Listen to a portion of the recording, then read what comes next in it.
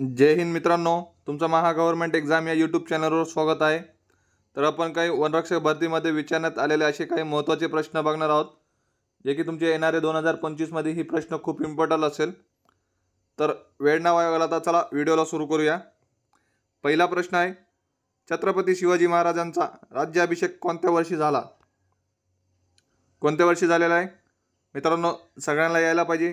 जे कुणाला आन्सर येत असेल त्यांनी कमेंट करून सांगा। तर याचा करेक्ट आन्सर असेल ऑप्शन क्रमांक डी, 1674 साली राज्याभिषेक करण्यात आलं होतं। पुढचा प्रश्न, गवत संशोधन केंद्र कोणत्या जिल्ह्यात आहे? कोणत्या जिल्ह्यात आहे? तर ठाणे या जिल्ह्यात गवत संशोधन केंद्र आहे। पुढचा प्रश्न, टेलिफोनचा शोध कोणत्या शास्त्रज्ञाने लावला? कोणी लावलेला आहे? तर याचा करेक्ट आन्सर असेल ऑप्शन क्रमांक डी, ग्राहम बेल यांनी टेलिफोनचा शोध लावला होता। पुढचा प्रश्न, खालीलपैकी कोणता पदार्थ विजेचा वाहक आहे? कोणता आहे? तर याचा करेक्ट आन्सर असेल ऑप्शन क्रमांक बी, ग्राफाइट हे विजेचा वाहक आहे। पुढचा प्रश्न, एका सांकेतिक लिपीत लेख हा शब्द MBLF असा लिहिला जातो, तर त्याच्या लिपीत फेस हा शब्द कसा लिहावा? मित्रांनो, हा लॉजिकचा प्रश्न आहे। तुम्ही व्हिडिओला पॉज करून सोडवा, जेणेकरून याच्यामुळे काय होईल तर तुमचं लॉजिक डेव्हलप होईल। तर याला कसं सोडवणार आहे तर चला पाहूया। एलच्या नंतर काय येतं तर LM ABCD जे आहे ते अनुसार घेतलेलं आहे। एलच्या नंतर M येतं, तसंच एच्या नंतर B येतं आहे, केच्या नंतर केच्या नंतर L, ईच्या नंतर F, असंच एक एकनी प्लस करून पुढचा घेतलेला आहे। त्याच अनुसार Fच्या नंतर काय ना, Fच्या नंतर G, एच्या नंतर B, Cच्या नंतर काय ना D आणि ईच्या नंतर F, असा पर्याय कोणता आहे? तर याचा ऑप्शन क्रमांक ए हा सेम पर्याय आहे। तर याचा करेक्ट आन्सर असेल ऑप्शन क्रमांक ए। पुढचा प्रश्न,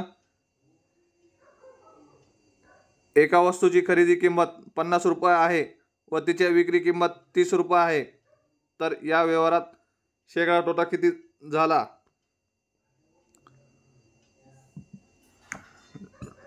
तर खरेदी किंमत म्हणजे काय, कॉस्ट प्राइस किती आहे 50 रुपये आणि सेलिंग प्राइस किती आहे तर 30 रुपये।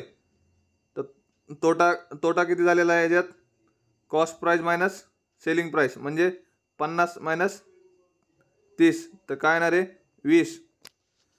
तर काय काढायचं आहे? शेकडा तोटा काढायचा आहे। तर कसं काढणार? तर तोटा किती झाला 20 रुपये, कितीवर? खरेदी किंमत किती होती आपली 50 गुणिले 100। तर कसं काढणार याला? 0 0 कट, 5 1 5 5 2 10, म्हणजे किती यायला लागला 40%। तर याचा करेक्ट आन्सर असेल ऑप्शन क्रमांक बी। पुढचा प्रश्न, खालील वर्णमालेतील प्रश्न चिन्हाच्या जागी कोणतं अक्षर येईल? कोणतं अक्षर येणार आहे ते सांगायचं आहे। तर याला कसं सोडवलेलं आहे, थोडं पॉज घेऊन व्हिडिओला सोडवा। तर जसं की आपल्याला ABCD मध्ये तर काय केलेलं आहे, याच्यात ईच्या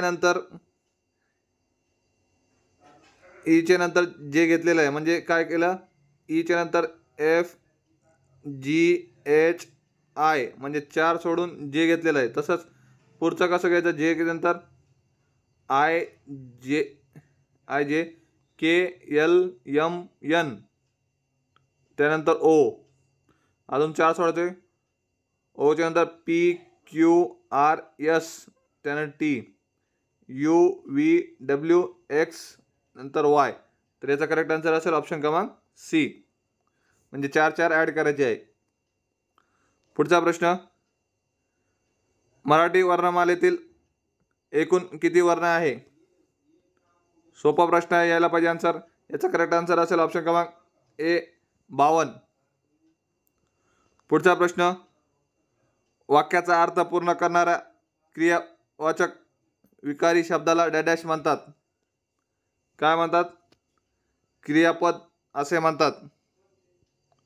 पुढचा प्रश्न, choose the correct one word substitute for the phrase who marries many woman. याला काय म्हणणार? पॉलिजॅमियस. पुढचा प्रश्न, what could you give to new generation. New जनरेशनला आपण काय देतात? ॲडव्हाइस. तर काय याचं स्पेलिंग? ADVICE. याच्यात ISC गेले, ISC. तर करेक्ट काय आहे? ऑप्शन क्रमांक ए. पुढचा प्रश्न, रवींद्रनाथ टागोर यांनी खालीलपैकी कोणत्या संस्थेची स्थापना केली होती? कोणत्या संस्थेची स्थापना केली होती रवींद्रनाथ टागोर यांनी? तर याचा करेक्ट आन्सर असेल ऑप्शन क्रमांक सी, ज्ञानधाम विद्यालय.